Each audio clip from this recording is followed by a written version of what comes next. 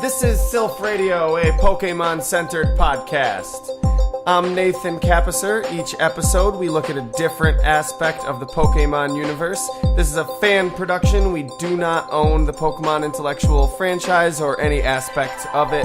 We are simply discussing it as a media outlet. It must be stressed this show is not for children, just adults with childlike hearts and minds. Joining me today are Craig Lewis and Jeremy Vyne. Welcome back to the secret room, guys. Thanks for having me back to the secret room, Nathan. It's a pleasure to be back at the secret room for once. I'm glad to be on Silph Radio, and I think this is one of the first times I've been to be able to on with this man, Jeremy, the professor.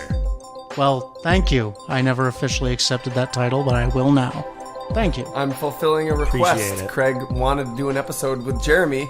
He hasn't been on any of the actual episodes with Jeremy, so I made it happen. Yes, he is a maker of miracles. Hi. Now that that's out of the way. We're revisiting one of Jeremy's favorite topics, ghost-type Pokemon. Before we get into that, I kind of wanted to ask you guys something. I wanted to get a little personal, a little bit outside of Pokemon, if you will. Real world? Do you believe in ghosts? Yes. Yes, and while most people will say they ain't afraid no ghosts, they can be terrifying sometimes. I'm definitely afraid of ghosts. I live every day in fear. I'm in the opposite Especially category. night, but day too. I believe in ghosts. I do not necessarily think of them as the disembodied spirits of the dead, however.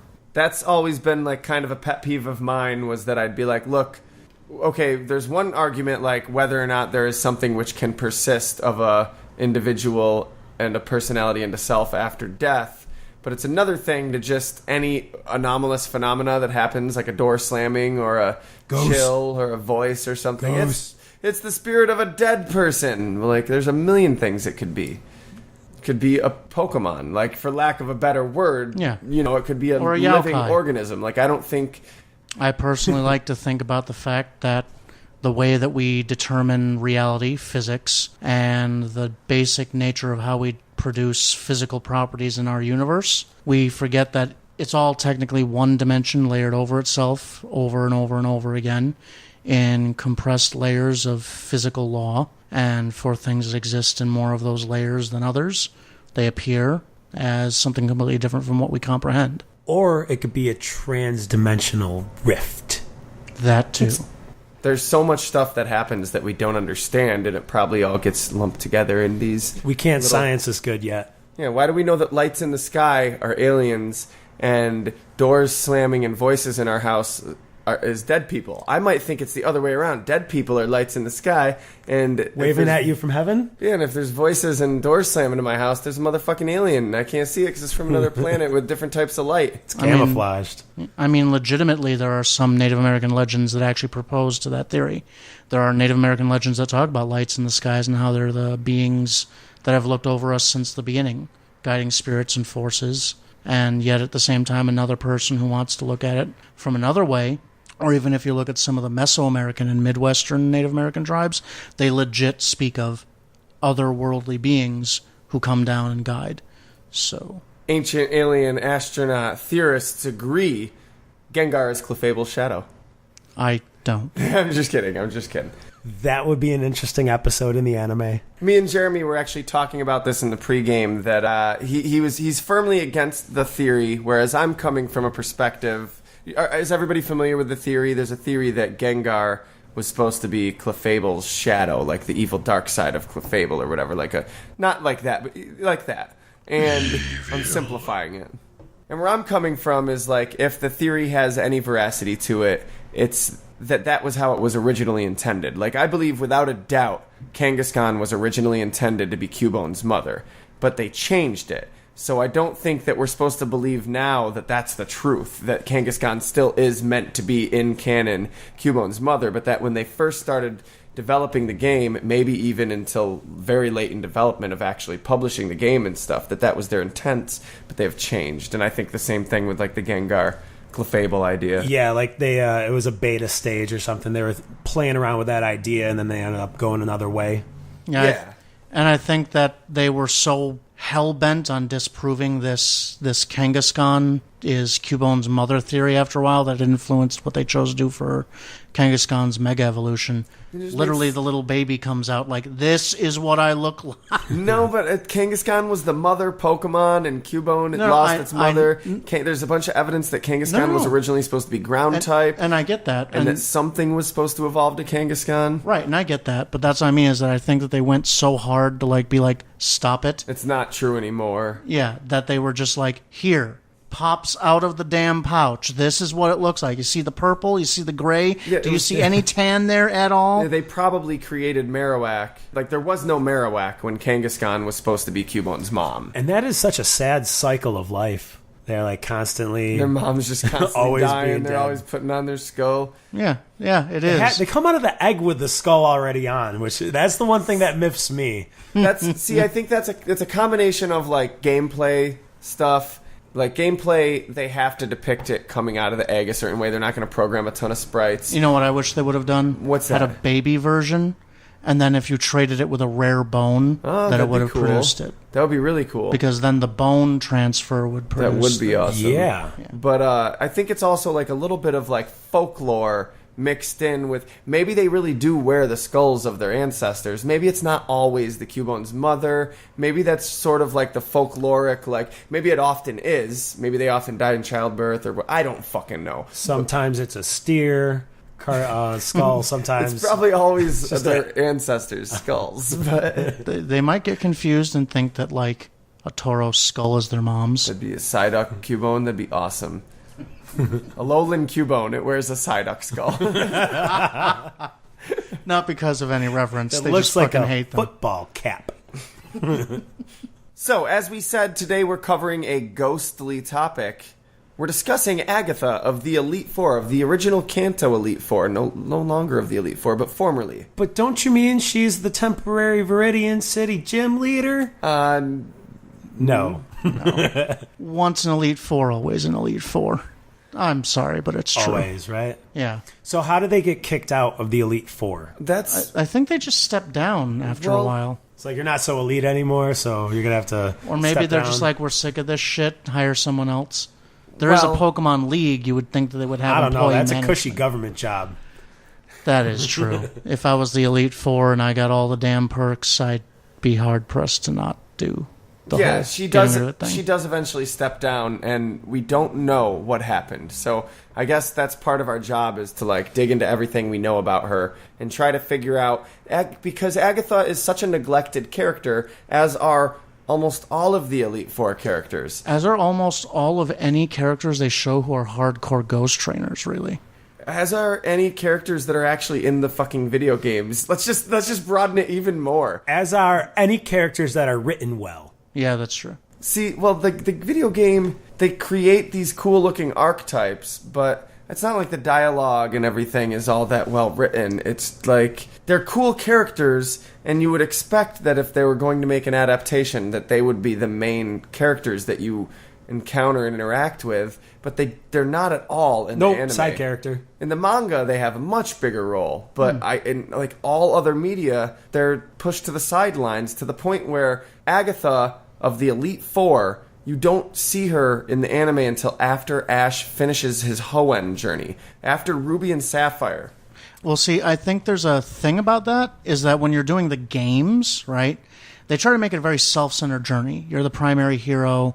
But when you're looking at a manga, as a consumer, you're already looking for a story that's immersive and community-oriented, not just centered around the one person. So they try to develop deeper inter-character interactions. But in anime, too, why wouldn't they do that with the anime? Because it was just meant for little children. Right, whose attention span and depth of story looking into-ness. Deep stories, they won't even get it. But even so, it still boggles my mind that the bosses of the game aren't in the fucking anime. Like, the Mario Brothers cartoon was meant for children too, but King Koopa is in it. Yeah, but King Koopa is a joke in the first place. Regardless, he's in the show. They're not like, yeah, we don't need... He's not a big deal. The main antagonist of the game, no reason to put that in the fucking... If you're looking at it from Team that Rocket. standpoint, Team Rocket is the main antagonist and therefore Fair. is constantly in the anime. Fair, but the Elite Four were the final bosses. Yeah. Don't, and you're right. Team Rocket is the main antagonist. It's wrong to refer to them as antagonists. We don't know. They're more your challenge, your in the stepping manga, stone to greatness. They are straight up antagonists, and we're going to talk about that in a little bit. But they're not. We don't know whether they're antagonists or just a challenge, hurdle to be overcome. But they're completely left out of the anime. Like, does Lance ever appear? Barely. We know Koga appears. He gets his way into the Elite Four in the second gen, but he only appeared because he was a fucking gym leader at the time.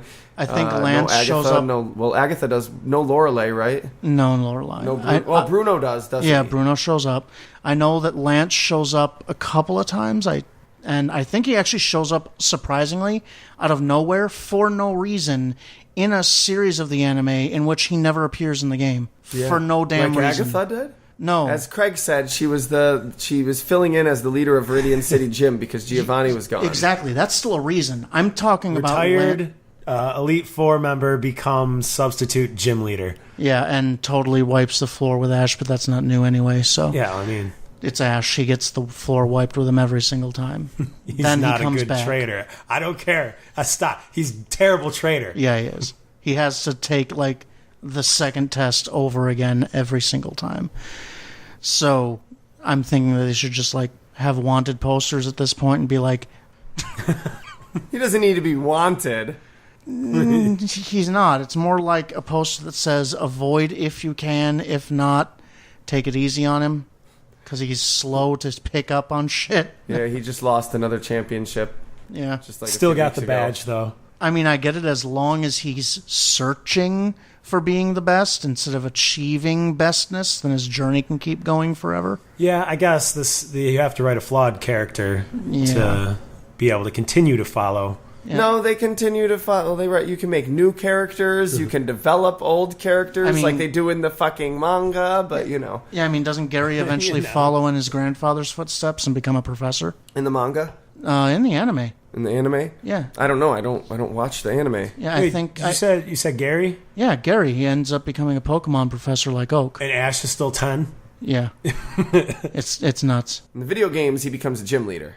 Not fucking Agatha. He takes the Viridian Gym. Yeah. So Agatha, or Kikuko in Japanese, which means chrysanthemum, which it's interesting to note because her Chinese name and her Korean name also derive from their word for chrysanthemum. I don't know, Mr. Botanist over here, Jeremy, has any insight to the chrysanthemum that might have relevance to a ghost-type trainer? Chrysanthemums are flowers of mourning. They're also used in tea to relax and soothe sorrowful hearts and calm spirits that are full of angst.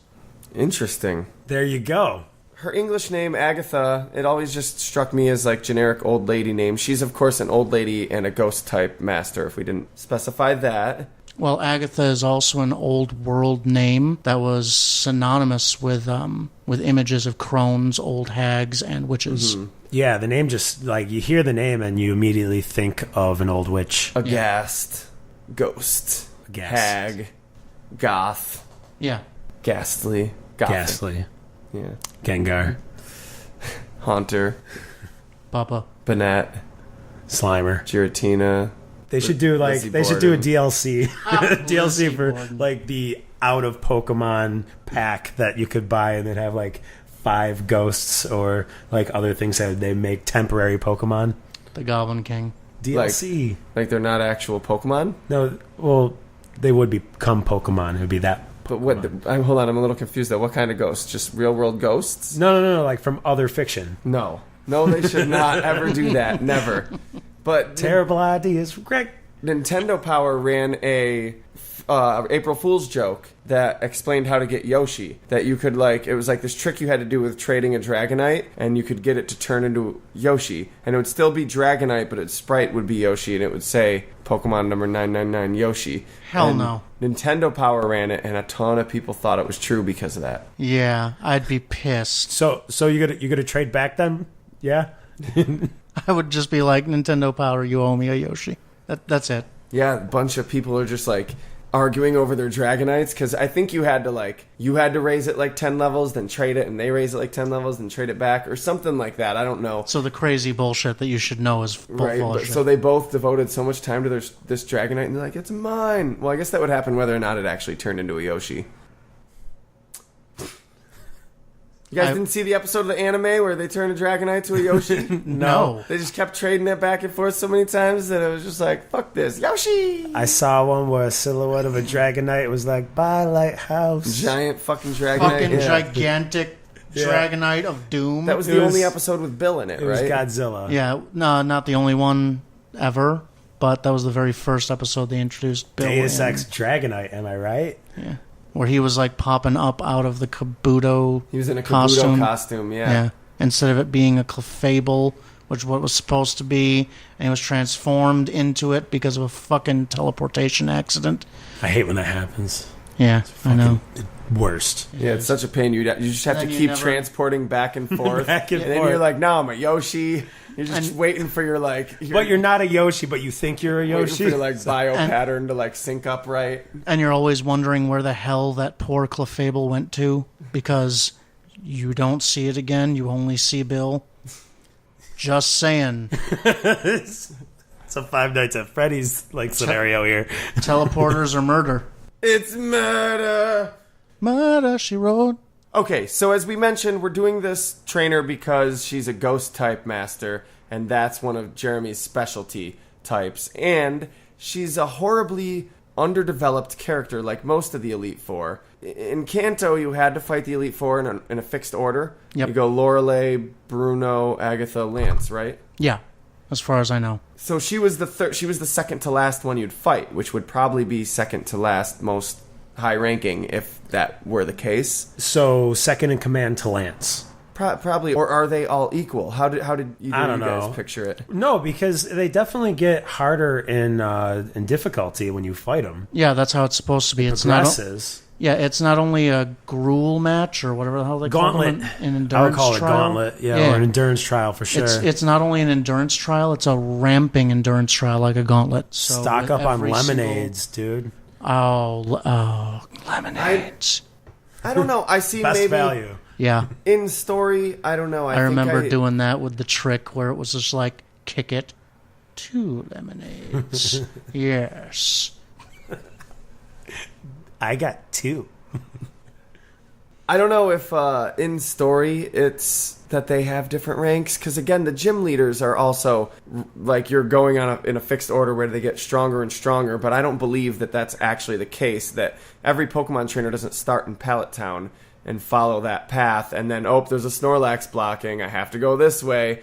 I think that's just another gameplay aspect. I also think, especially since they kind of showed it in the other 5-part official anime Origins, that they also assess your value as a trainer. Yes, and use exactly. different strength teams. So if you're going to the one gym and you're a little shitty trainer, they're going to use a little shitty Pokemon, and every one of them that you go on from thereafter, they're assessing your progress, taking notes from the other gym leaders, and ramping up their team's strength values according.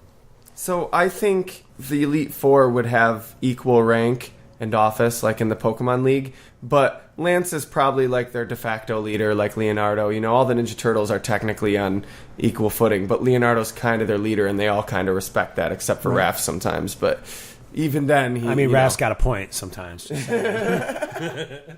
I mean, just gotta stick up for my boy Raph. He's not here to defend himself. Sean Astin, you're doing a wonderful job, buddy.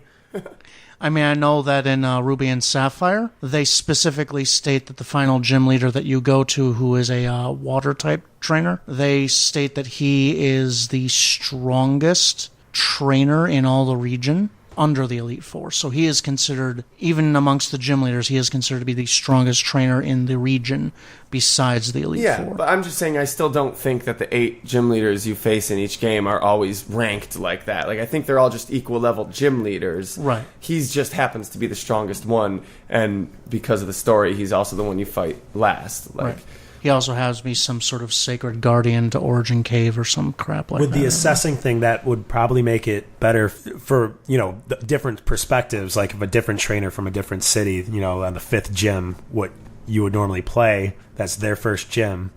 So yeah, I'd probably start off fresh. Get your ass whooped. Yeah, for real. The rest, it's like Oh, you got a Charmander. That's cute. yeah, it's like starting your retail career at Destin USA for you Syracuse workers. You can go anywhere else, and you're like, oh my god, this is a breeze. Like, I'm completely left out of the loop on that one. I'm resume building. Never done retail. Nope. the way I think I would see it, I don't know if we differ in this, is that, yeah, they're equal rank. Lance is kind of recognized by all four of them as sort of their leader. He maybe speaks for them or maybe whatever. They have their councils and their meetings, and he sort of acts as their de facto leader. And Agatha is maybe recognized as the senior trainer and the one with the most experience, etc., wisdom, etc., etc. Right. Well, you have to remember that Lance isn't part of the Elite Four. He is. I'm sorry. He is in Generation 1. Yes. So that's what we're taking it step by step. Right now we're discussing while Agatha is still in the Elite Four. Right. So it was Agatha, Lance, Lorelei, and Bruno. No, and I understand that, but that was something that always kind of chapped my ass too. Is that even in the first game, he was the champion until Gary beat him, right? And then you fight Gary as the first, Blue as the champion. It's a little spotty now that you look back at it. It states, I would have said, you're the champion now, except someone came here before you. And the rules of the league are that when you beat the champion, you become the champion. So it goes to state that I think Lance was the champion. It's confusing, though, because Lance, there's also an Elite Four. I would guess you have to beat the Elite Four to become the champion, but if there's already a champion, you'd obviously have to beat the champion, too. Right. There's a lot of debate about Professor Oak originally being intended to be the Pokemon League champion. Oh. So there's debate as to whether or not you showed up, Blue actually was the champion, and then you battled him, or Blue wasn't the champion, and he was just waiting for the champion like you were, and then Oak shows up. Because he goes in and they're like, only champions beyond this point, and he's like, fuck you, I'm going through anyway. We talked about this last week, last episode. I personally think that. I think that Lance wasn't just of the Elite Four. I think he was their champion, and then Gary was just like, no, I'm going to steamroll you. We're not talking about the anime because we're theorizing about the Elite Four who aren't in the anime. I named him Gary inside of my game. Well, he already has a name. It's Blue. Well, we're not going to call him what we named him inside of our games, or else Craig would be calling him Ass Breath this whole time, so... It's true. Craig, you never played the Gen 1 games, correct? Or Fire Red or anything? Sadly, I have not. What have you played? I started out with Heart Gold and Soul Silver. Okay. Played X and Y. Okay. Alpha Sapphire. Omega Ruby. Omega Ruby, Alpha Sapphire. Okay, so you've fought... and Black and White. So you fought like 4 different Elite Love Fours. the Dream Zone. Yeah. Best feature Black ever. and White was one of the best games in the franchise. Out. I miss so much that was in Black and White. Black 2, White 2 also. But you've fought the Elite Four several times, not the one we're talking about. Okay. Is that, I don't know, did you have any type of perspective on how it worked? I mean, like I was saying before, like it's obviously in rank because you have to progress, but that could just be a battle mechanic for the game and not quite what it is in real world, like you were saying. So what do you think, Craig, that the duties of an Elite Four member are? Who are the Elite Four? What do they do? I figured they just broed out. Like, they just chill, drink 40s. They're the celebrities. Except for that one girl who's like an actual celebrity for Pokemon dress up in the one game. Well, we know that they battle. That much we can say we know for sure. Yeah. They battle aspiring Pokemon masters and champions and whatnot. Like, do you even battle, bro? So you don't think they do anything else? I think government personally that they take on regulatory rules. I think they enforce and also maintain the honor and integrity of the league. I know that Lance, for instance, was part of a specific policing force to stop cruelty and misuse for Pokemon. See, this is an ongoing thing on this podcast that's being debated in the fandom and on this podcast. But this podcast is just a reflection of the fandom. But is the league some type of governmental faction? Absolutely. Or is this just Pokemon? But I really strongly think that the league is just... They regulate Pokemon battling, and Pokemon battling is such an entrenched part of culture everywhere in this world because it's the Pokemon's way of life, and Pokemon represent like 50% of the sentient population, probably more than that actually. They probably outnumber humans greatly, but we'll just say 50% for fair sake because they're fair and they do treat society as very 50-50. And so Pokemon battling, because that's their way of life, that's how they grow and thrive as creatures, has like completely saturated their culture, and so it bleeds over. With you saying Lance was going out to crack down on crime and stuff, it's like the NFL tries to like fight breast cancer or whatever. I know that's a big touchy issue because they're full of shit. But, it's Susan B. Anthony month. But it's just different because the NFL is also just like an entertaining thing that people watch. It's not. I think Pokemon battling has such a bigger impact on society itself in this world, so they end up doing more. Right. But they're not. I don't think they're necessary. I think there's still mayors and stuff that rule over towns that are unaffiliated with Pokemon battling. No, legitimately there are. What I mean by this is that I honestly do believe that they are a government thing.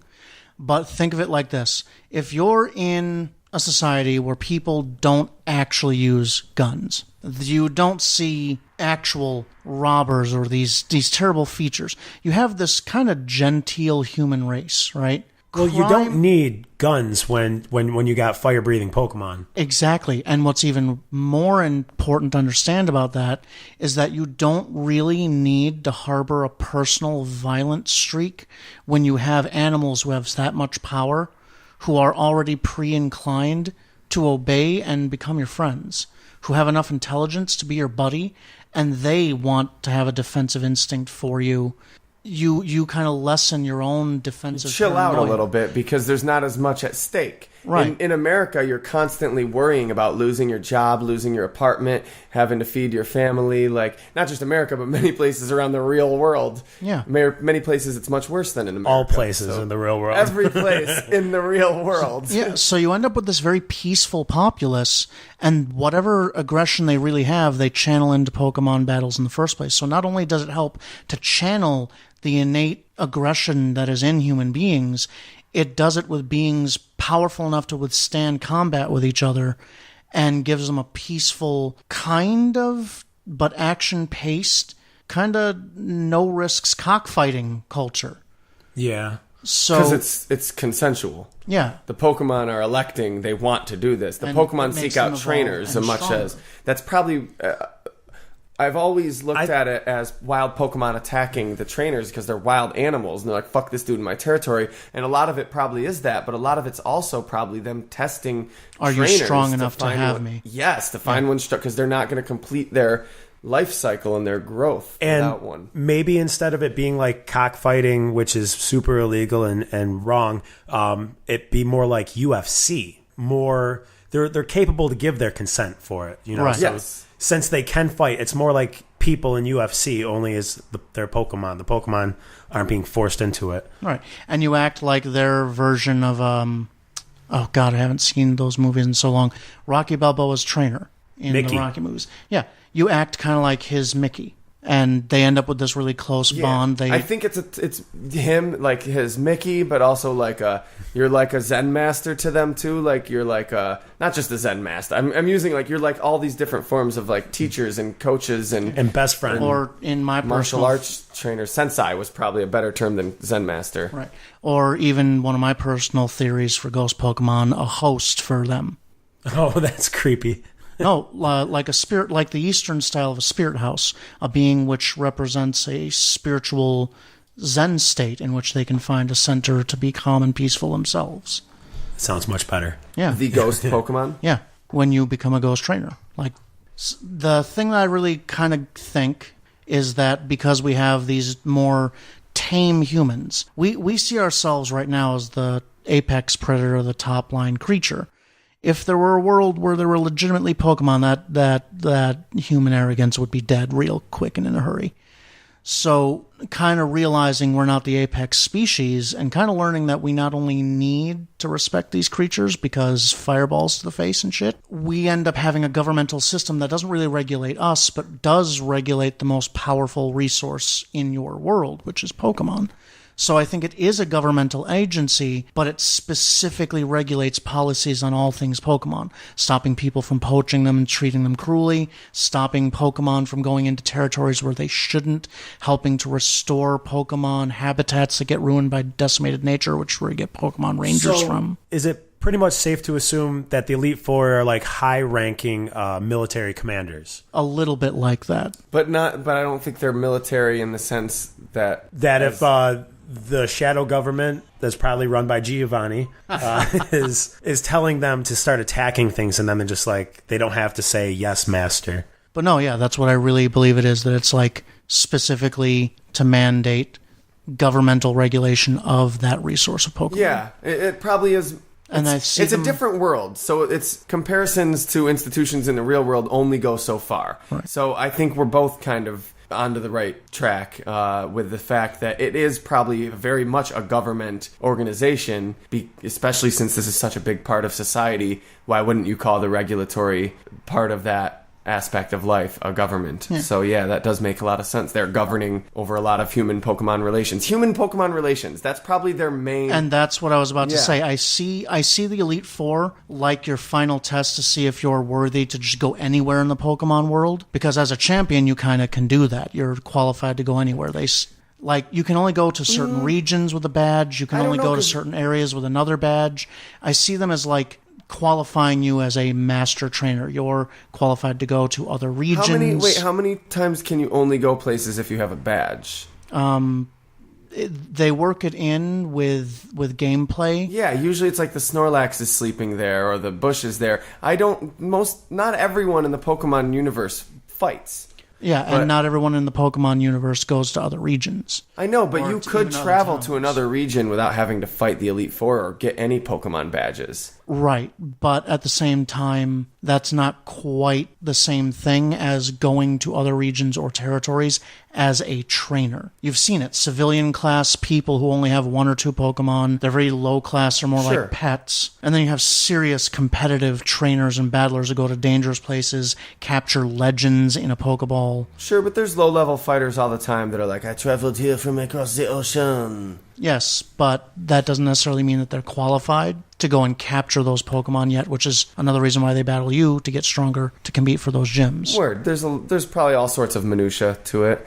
So Agatha, Craig, you don't have a lot of experience with Agatha, though, do you? She seems like a nice old lady to me.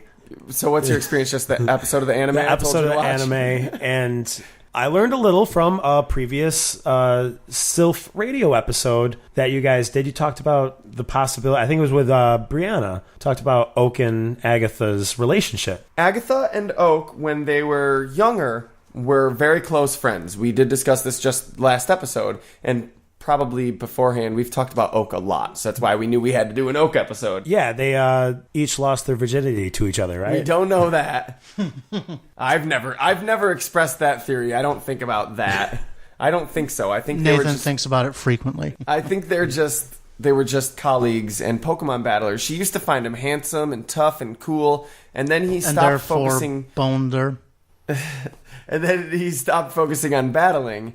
And he became interested in Ash's mom. He turned... Agatha... So to her, he went from James Dean to Bill Nye. Wow, what if Ash and Red both exist in the same Pokemon world? No, it's probably not because of the multiple universe theories. It's got to be separate universes. Okay. Because I was going to say, that would be interesting if they were both characters from Palatown and Ash was just a fuck up. I would love that. That would be my favorite thing ever. The other three trainers were Gary, Red, and Blue. Those were the ones that got up on time. That might actually legitimately be it. We don't know that. Right? Especially since now they did Origins and both are from the Pokemon Company. Right? So that might legitimately be a thing. He's the jackass. I don't think so, though. I think who's straggling behind while the other ones are just like... We don't know who was the one that picked the Charmander. Yeah, no, but I think it was just alternate universe, because in the last game where they did the DLC that proves like each game that everybody plays is like a pocket universe, and the Delta world. Episode, right? Yeah. Morty! Every Pokemon game you play, Morty! I don't know, Rick! You're messing with multiple universes, Morty! Look what you're doing, Morty! Oh, Jesus, Rayquaza, Rick! It's Cronenberg Rayquaza! I wish I could get more into that. I haven't seen enough Rick and Morty episodes. Everyone goes through a phase when they start watching Rick and Morty where they just start turning every situation. Oh, God, Morty, you gotta do this, Morty. Oh, God, Rick, I don't know, Rick. Dan Harmon, you're a wonderful man, and so is Justin Roiland is the main mind behind that. Dan Harmon just kind of, I think, helped hone it into a TV show. Every time I hear Harmon, I'm just thinking of that dude from our high school. Listen to the Fair Enough episodes. Armusav. Listeners, Fair Enough podcast. All right, let's stay on track, though. So, as we were saying, Agatha and Oak used to be very close, but Agatha now is like, all he wants to do is fiddle with his Pokedex, which is, I love, that's a euphemism for masturbation. Fiddling with your Pokedex, going down the zigzag path. It's like stay out of the basement. Staying out of the basement. And now she's like, oh, he's an old fool, that old coot, fuck that old asshole.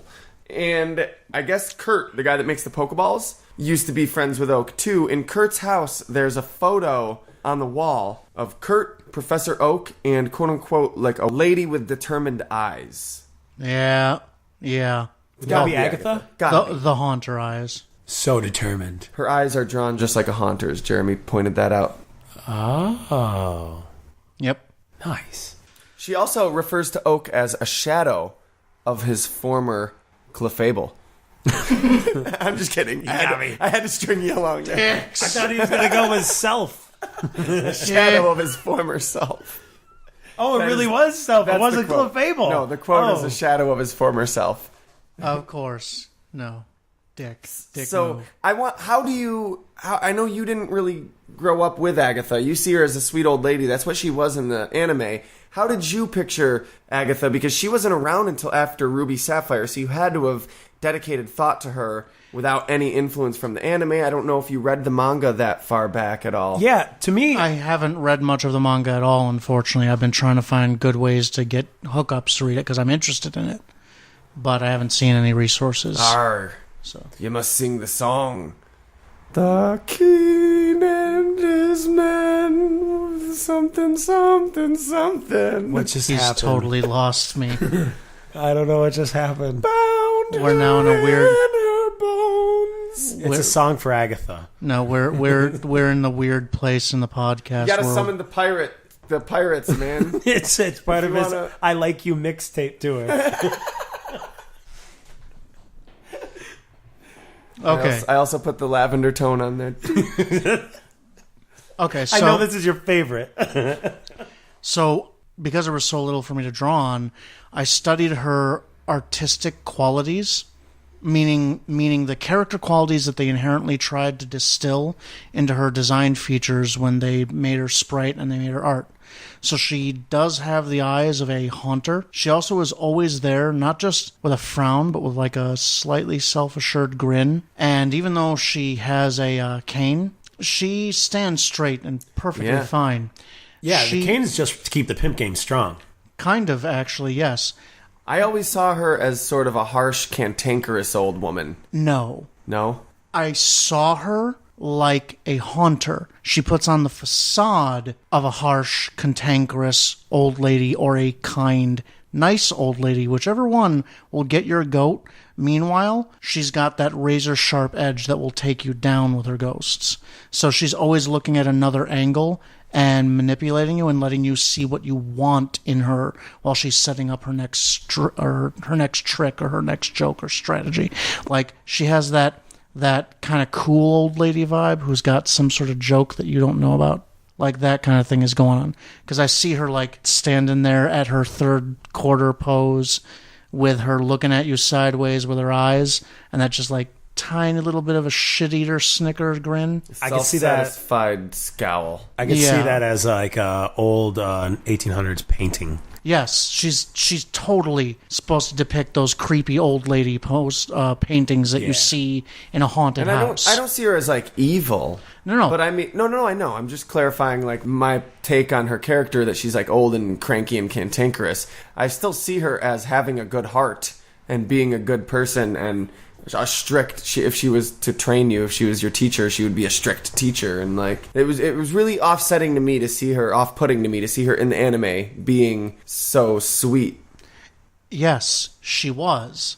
And then she totally screwed with Ash and took down that Pikachu like a tiny bitch. Yeah. The episode, it was... we all watched it, right? Bingo. Yes, Scheme Team. The whole plot of it was that Ash had just finished his Hoenn journey, so Brock was going to go off on his Hoenn journey on his own. That's Hoin apostrophe. He's going I've got a Hoenn journey of my own to go on, Ash. different area codes. Ash. Got badges in different tall grass patches. Like tall grass patches. Legitimately, though, like... badges. She totally fucked with him. She didn't catch Donald Trump badgers. She didn't tell him who he was. She didn't tell him who she was, right? She let him think that she was just some sort of replacement gym leader. She said nothing about being one of the Elite Four. And the other dude, there was like her lackey or whoever, the guy that she was talking to. Or some shit. Yeah, he was like, she's a member of the Elite Four after the battle, yeah. Yes, after the battle, she didn't say anything. She led him on. She let him help her with her groceries. She let him into the gym. And she also gave him just one little clue. She went, 2 other trainers came in before you, and I wiped the floor with them without even breaking a sweat. It was very disappointing. Oh, yeah, when, I get it. When he found out she was in the Elite Four and he had his Ash reaction, because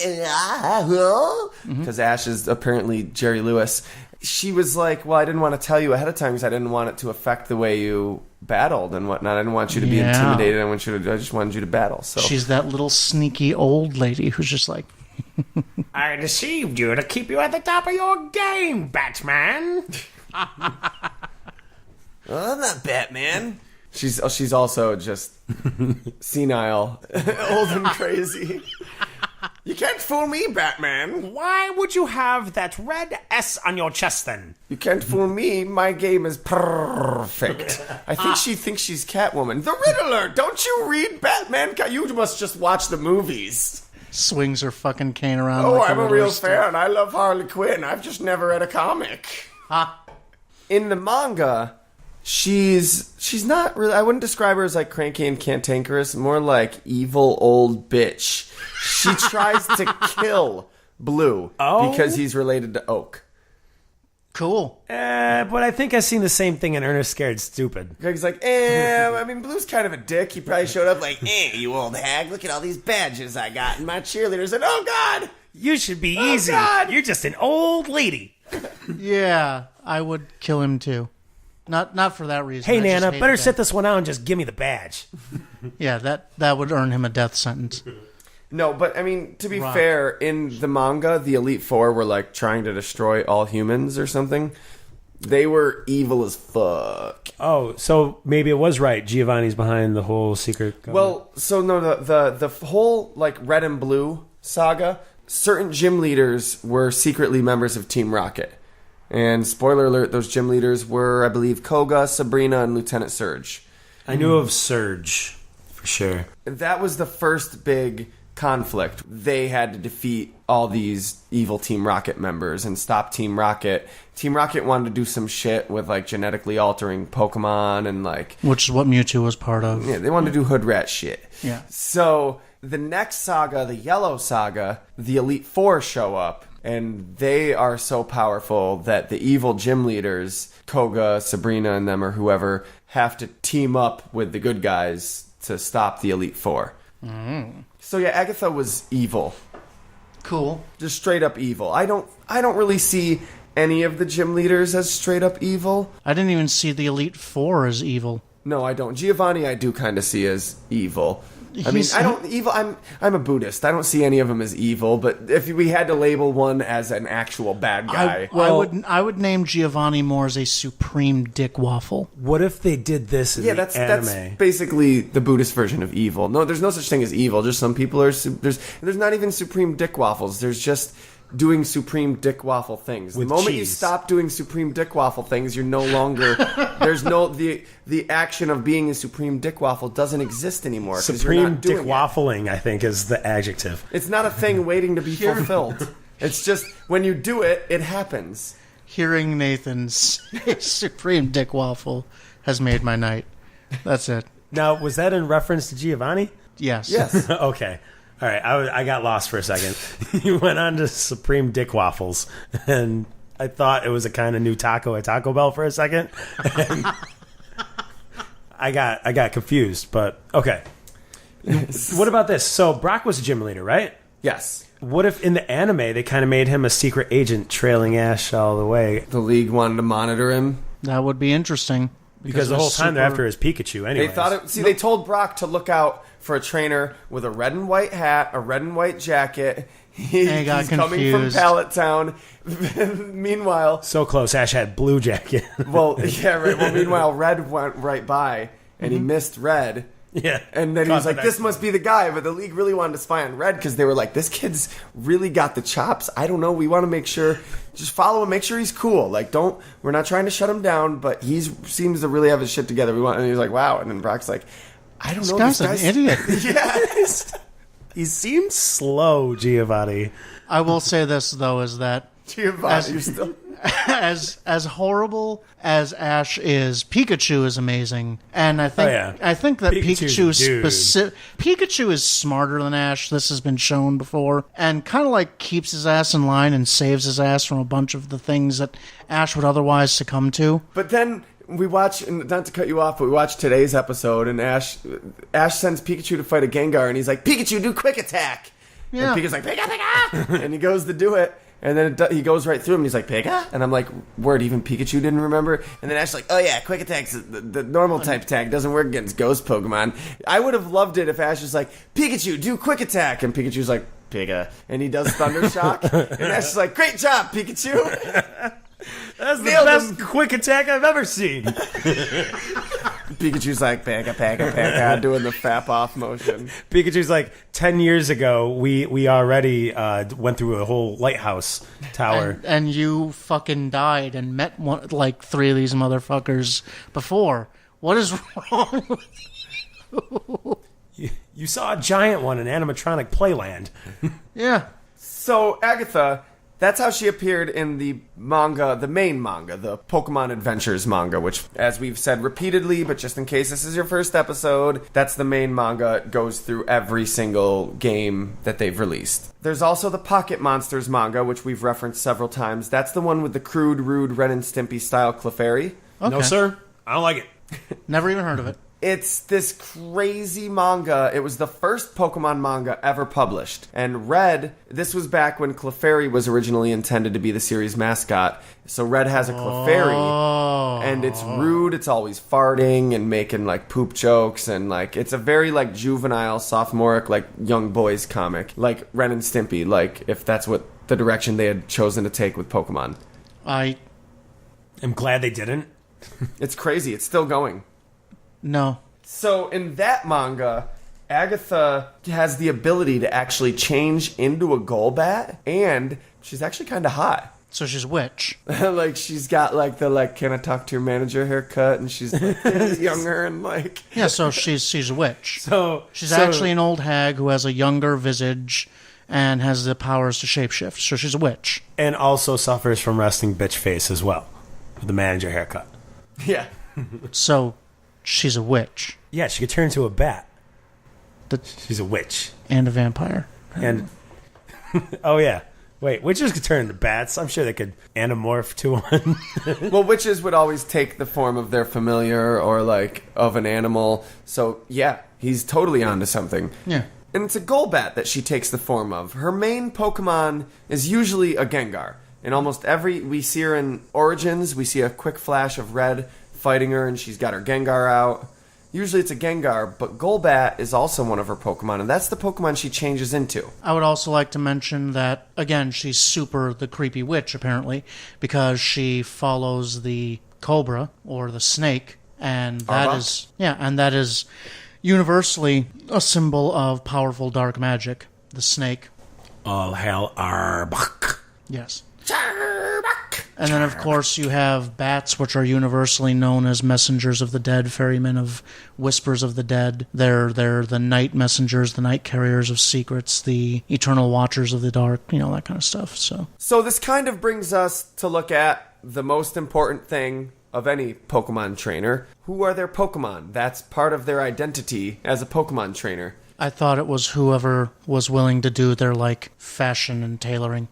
Whoever did their clothes. Yeah. Well, she has Johnny Depp's makeup artist, actually. She's not even an old lady. This is actually Helena Bonham Carter. She also uses Tommy Hilfiger. It's Helena Bonham Carter, just so you know, was the joke. So, yeah, my personal favorite Pokemon, Gengar, I know she has that one. Yes, she has at least 2 Gengar, because she battles with 2 Gengar.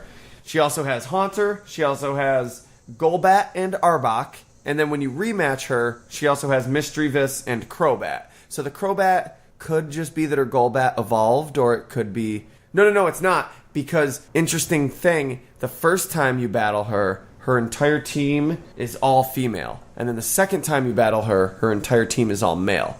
But then again, I don't know, gender's fluid, so maybe it is this, maybe it evolved and I don't know. I don't know. Well, the second time, is it a Crobat instead of a Golbat?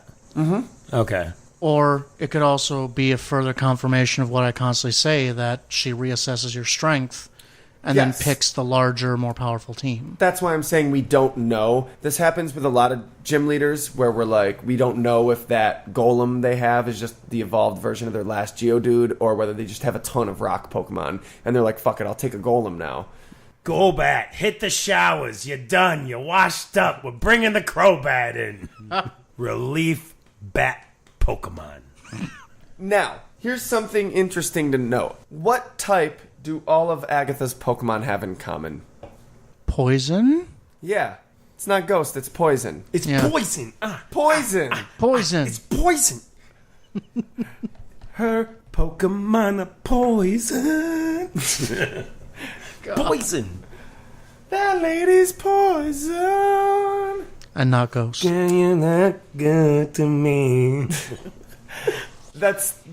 There's been debate as to whether or not she actually is a ghost type master or a poison type master. Meaning, maybe it means some secret conspiracy thing like some of these theories are, or maybe it means original intention like we were saying with Kangaskhan. Can it be both? Right, who knows? Or it could be that they realized that it was kind of fucked up that they only had 3 ghost Pokemon in the whole damn game and they had to give her something to fill out her team.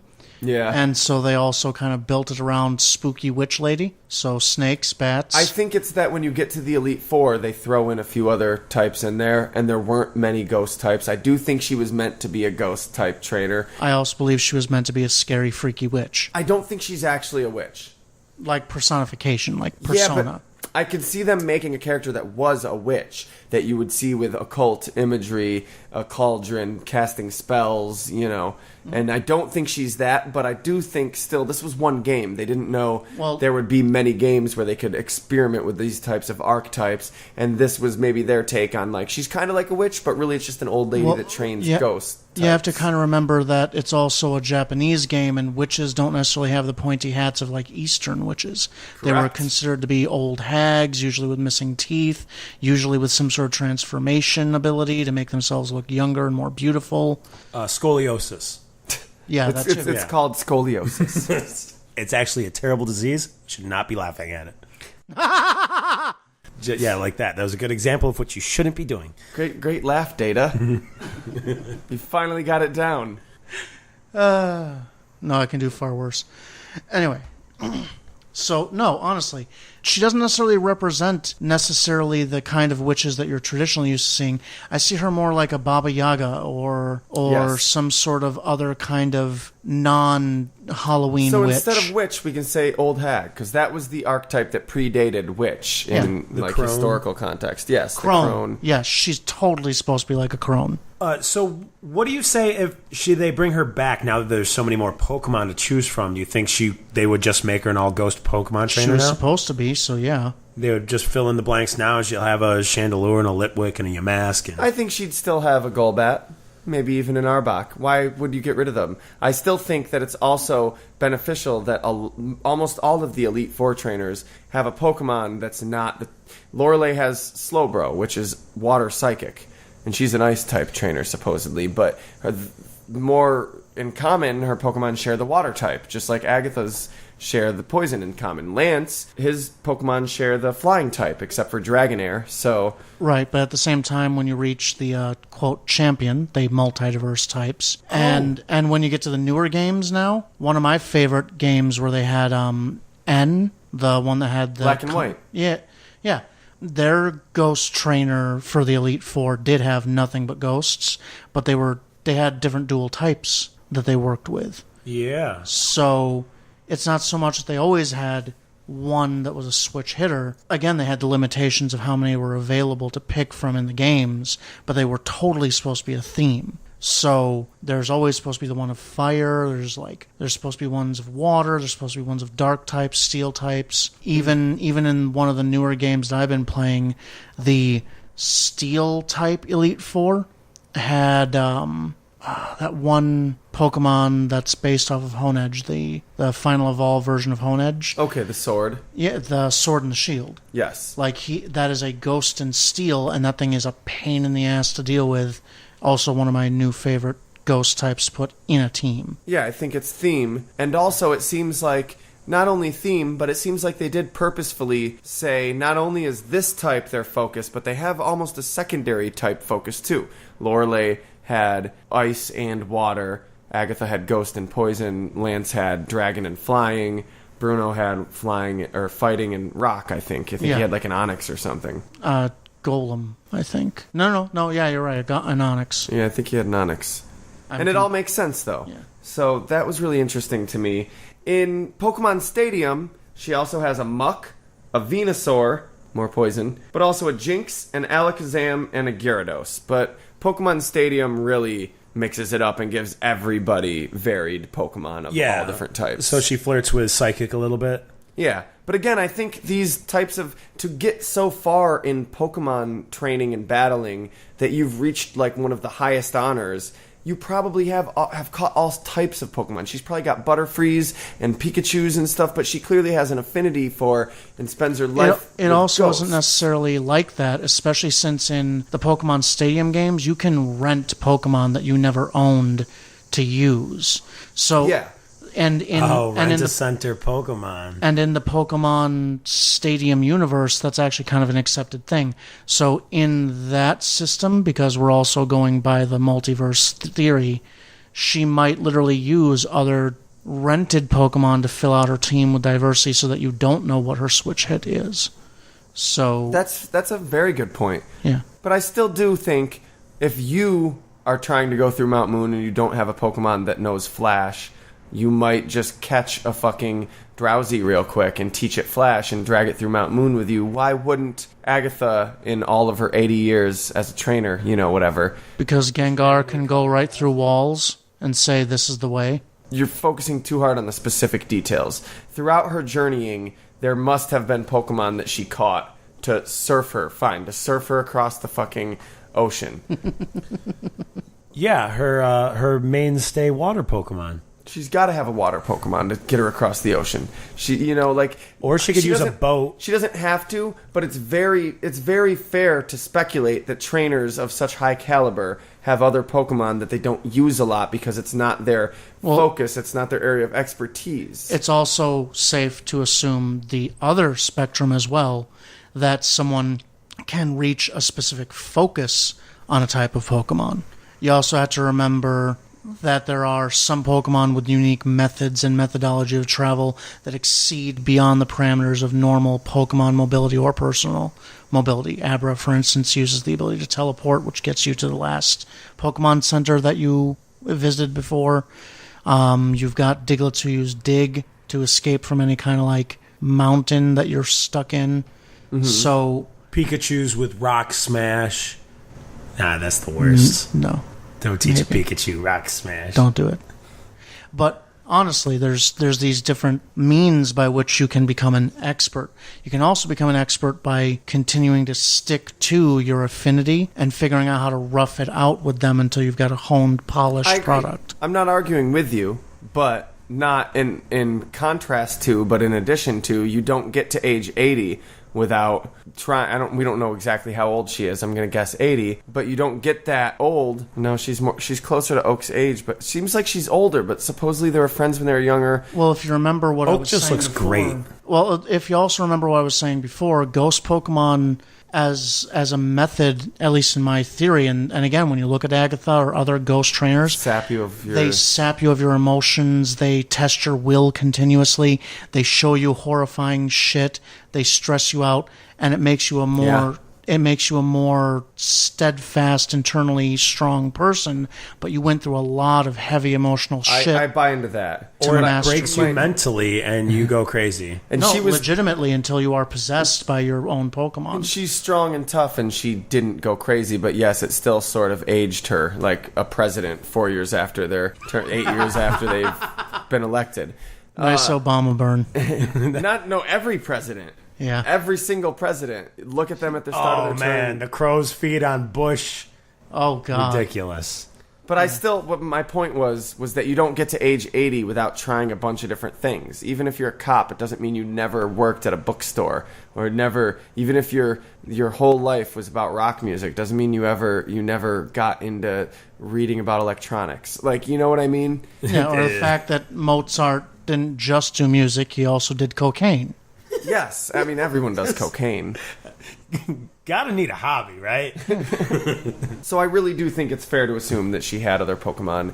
While we're talking about her Pokemon, the most interesting thing, in the manga, the Adventures manga, the main series about red and blue and yellow and gold and silver and all of them, she has an Arbok with a unique ability. Just like we discussed a few episodes ago, Koga had a Golbat with a unique ability.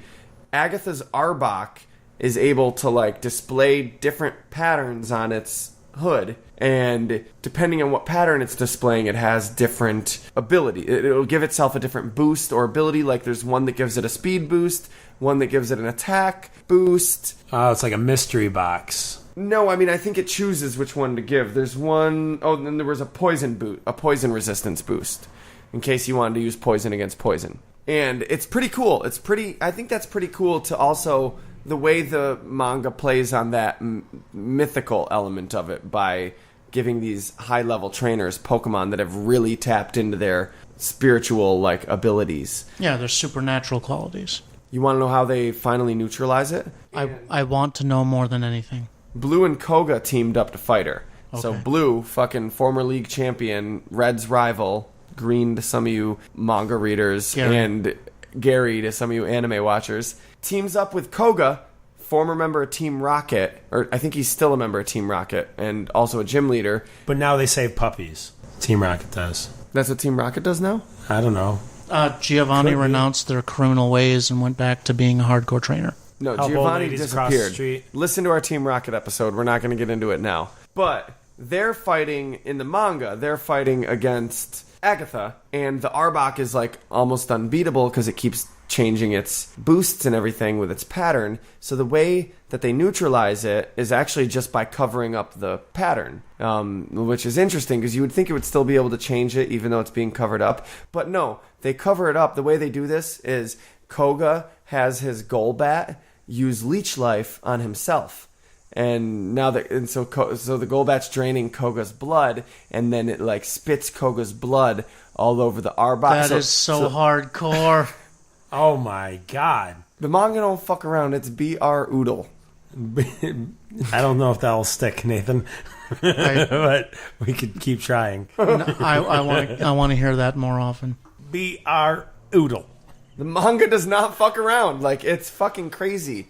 I mean, I saw an Arbok get cut in half. That was Koga's Arbok, and he's like, this is for cutting my Arbok in half. Yeah. I'm going to be really emo and have my Golbat leech my blood from me and spit it on your Arbok. Some Jack Bauer level dedication. Agatha's like, whoa, hold on, pump the brakes. You guys are cool. Whoa. I thought we were hardcore. We were trying to destroy all humans. You guys, word, we ain't even trying to fuck with you. We're cool. It's cool. We're going to chill. We're going to just go back to Indigo Plateau. We're just going to chill, drink some ice cold 40s, Koga's like, what? You don't do blood magic? You can do cocaine. Do cocaine magic. That's all. Just like cocaine magic. By the way, that's starting to wear off, and it's not really doing it anymore. You got any meth? Fuck it, I'm 80. I don't give a fuck. If I'm not living, I'm dying, right? I love how Agatha's just become this pimped out drug lord. All right. Agatha, as we said, was a member of the Elite Four, but she isn't anymore. Come Generation 2, which is also synonymous with Generation 4, like Generation 1 and Generation 3 happen at the same time, and then Generation 2 and Generation 4 happen at the same time. Okay, so it's kind of like with Resident Evil 2 and 3 happening at the same time, but they're different games that came out later. Yeah, exactly. That's because they remade Gold and Silver in the 4th generation. Yeah. And they remade Red and Blue in the 3rd generation. Now, when they remade Ruby and Sapphire, though, I believe it was a whole new story, right? It was... It's not an actual... Team Plasma trying to, like... Yeah, so it's a whole new story. It's not the old Ruby and Sapphire. So I don't know. That's just afterwards in the storyline. I don't know where. So, after Generation 1... Agatha and Lorelei are no longer in the Elite Four. It's explained that Lorelei leaves to, like, go fight to protect her homeland or something, but it's not explained where Agatha went. It's also explained Red is up on the mountaintop, so we know where Red is. Blue is the Viridian City gym leader, so we know where Blue is. So Lance steps up and takes champion. Bruno steps up and takes Agatha's spot. Koga, I think, takes Lance's spot, if I'm not mistaken. And then there's like 2 new members or whatever. And this is the remake or Gen 2? This is Gen 2. We don't know what happened to Agatha. It's not mentioned. She went off on a vacation. She's old. She was part of the Elite Four. She did a lot of shit. Yeah, she just went off to die. A lot of people think she died. No, I think she just went to, like, SS Anne, Saint She's Anne. a ghost-type trainer. Well, it's possible that... It would be a fitting end. It's possible that she died, but maybe more likely that she died, and was reborn. No? No, can't be possible? No. As a spirit demon. As a Buddhist, I have to thoroughly denounce reincarnation. Okay. It's blood magic. They also have a bunch of Buddhists just unsubscribed in anger. They're like, denounce reincarnation. I'm too enlightened for you. Unsubscribe. No, like, legitimately, though. It's shown that Pokemon and also humans live a lot longer than they do here. So being an 80-year-old looking woman doesn't necessarily mean you're on death's door. And I don't know. Agatha, I don't think she would have died. The fact that they didn't mention her at all and didn't make any reference to it, that makes me think that maybe she did, but it's all speculation. We don't know what happened. So more likely she's like Schrodinger's cat. She hasn't died or not died until Game Freak releases in-game information that proves it wrong. Oh my god, what if she was like Schrodinger's cat? It is. In canon... No. In canon of any series, when a character goes away... Sort of. It is like Schrodinger's cat until they actually... It doesn't matter what the creator says in interviews, until they actually address it in the show, movie, or game, that character is Schrodinger's cat. We don't know. Right, and I totally understand that. But I'm thinking some, like, literal, in-the-game Schrodinger's cat thing. Oh, like you're talking about some missing no HP Lovecraft shit. So what you're saying is your character is basically carrying around a box. No, like she is What's in the box? Like she is the box, sort of. She's not alive, she's not dead, and something was going on with that. You that mean would if be they a cool decided angle. to do something like this with the character? Yeah, if that was like I think that would be a cool angle. Like, hypothetically, okay, like something they haven't done. You're not theorizing that they did this, No. but you're saying it would be cool if they decided to. Yeah, got it. It would be cool to see the Elite Four get some more. They have been doing it in newer games. Yeah, they have. But fuck it, really start making these games to bring back the older characters, to really treat it like a world where these other characters from the games show up from time to time. And like, fuck, how cool would it be if in Sun and Moon, I know you might feel a little gypped because you're like, no, I want 8 new gym leaders. But what if like Misty was one of the gym leaders? What if Misty was the 6th gym leader and she's like, yeah, I moved to Alola? That'd be cool. The way I was reading about it, it seemed like they had like tribal chief leaders.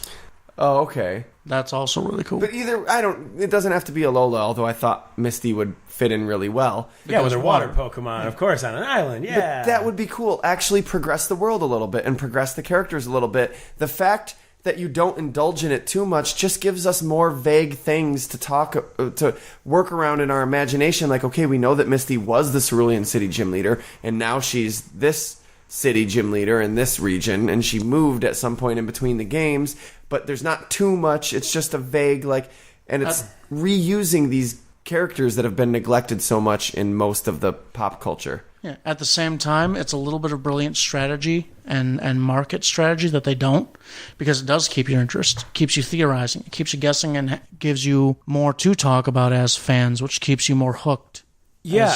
Yeah. I totally agree, because it's like that with a lot of things. Everybody's watching. They put out 8 new trailers and stuff, and I'm just kind of like, well, what if this happened? Nope, you saw it in the trailer. They got trailers for trailers now. Yeah.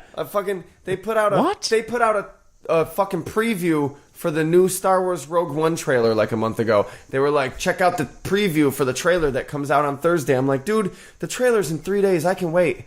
I'm not going to watch a 5-second preview for your trailer that comes out in 3 days. What the fuck? They have a preview for the previews. Yes. Click the thumbnail, please. Click the thumbnail. And they probably have tweets previewing previews for trailers. What the fuck?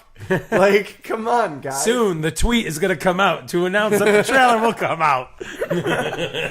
Soon we're going to announce that we're going to reveal a preview for the trailer that's coming out. We're announcing that there will soon be an announcement for an announcement. We're announcing that there will soon be an announcement regarding the preview, which we will be releasing, for the trailer, which we will be releasing. And then there's for this the one movie, more, which we will be releasing, which is really just a tie-in to promote Avengers 4. Then there's just one more tweet, and it says, sorry, the previous social media manager has been sacked.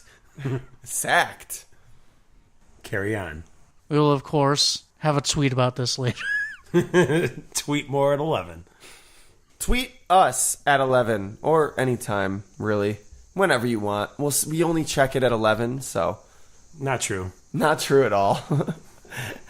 At Fairpoint Pod, because our main show is Fairpoint Podcast. That's our other podcast. Go check it out. You'll learn all about it just by looking at the episode list.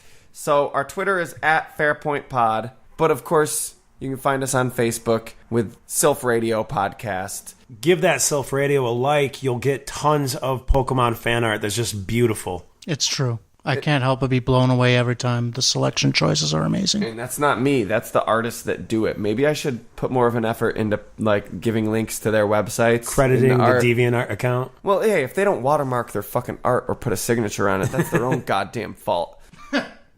I know I do. I mark my art. I put down the dates that I fucking put them down on.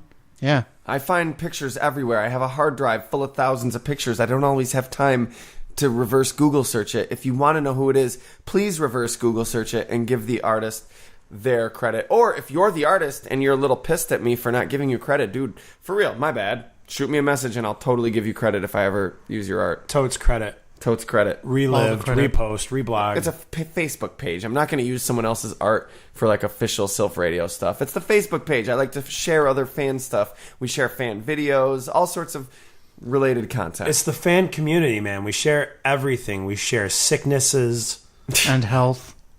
We till share, death do us part. We share booze. We share scrambled eggs. We share STDs. Oh my goodness. And we share podcasts. Yes, with our friends. If you love this podcast, please share it with somebody else. Share it with somebody. Let someone else know. Like the Facebook page because it's a huge help. And get in touch with us. It really pays off to get in touch with us because, I don't know, it just does. Just take our word for it. Yeah, if you can spread an STD, you can easily spread this STD. We won't give you an STD. No. He said if you could. If you could, you would, right? It's a hypothetical. No, if you can spread an STD, you can then you can easily link. Spread a Facebook link. And we know half you motherfuckers are just spreading HPV all over the place, so come on. Yeah. There you go. No, for real, because if you Craig's weren't... no, it's 2/3, not a half. Okay? Okay? If you weren't spreading it around, it wouldn't be around, you know what I'm saying? So, spread us around. No. Abstinence is the only way to make sure that you're not going to get one of them HPVers. It's also the absolute most assured way in which this won't get spread around either. Humans, right? This podcast needs to end. Please. From the secret room, I'm Nathan K. I'm Craig Lewis. And I'm Jeremy Vyne. And it's so weird that it's not Fairpoint. it's not that weird. It's just not fair point. I am ambivalent. Have a great week, guys. Or a month, however long it is. Year.